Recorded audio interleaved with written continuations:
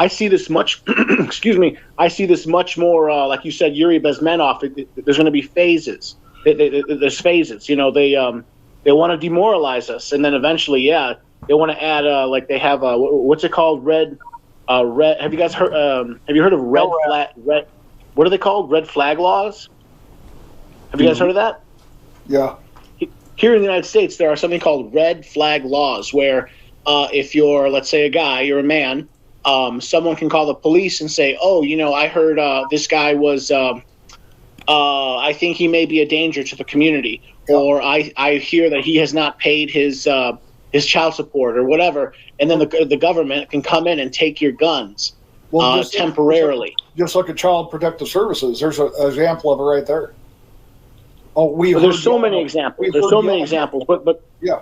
So, but the point is, when you really look at what's going on, it's this constant attack where they're essentially trying to demoralize the men in this country. This is still majority white country. They want to demoralize the white men, the white Christian men, and then so the men just roll over. That's really what they want.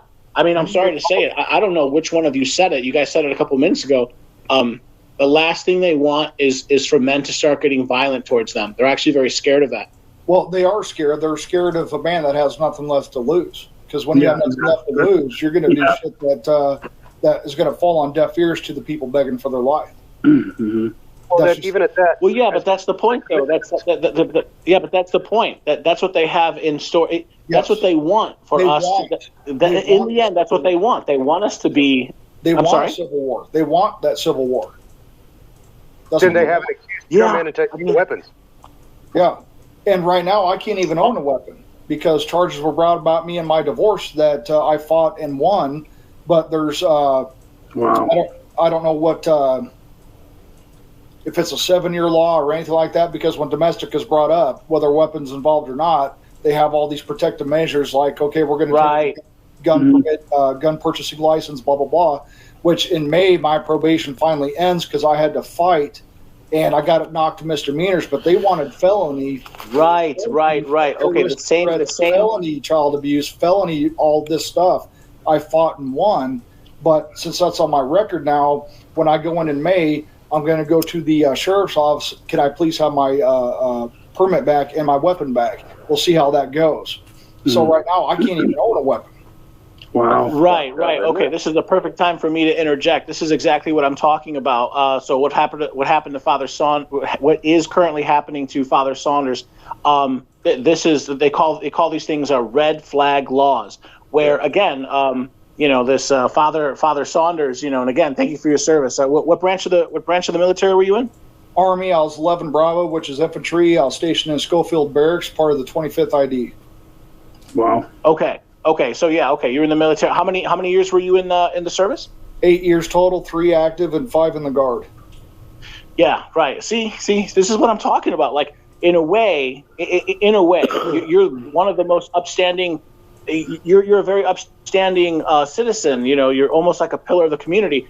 But they turn that around and make it into you're a threat to the community, and this is what the red flag laws are. It's like, oh my God, he's whatever, child, whatever it was, you call it whatever you want, child support court, domestic violence court, which is what got me, domestic violence, divorce, child, the family laws. They I'm telling you, this country has been usurped. These evil people have come in right under our noses. They've changed all the laws. Now we're second-class citizens.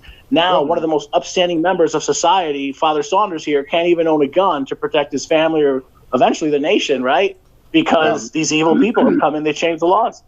I've been trained with every weapon system under the sun, and I can't even own a fucking pistol.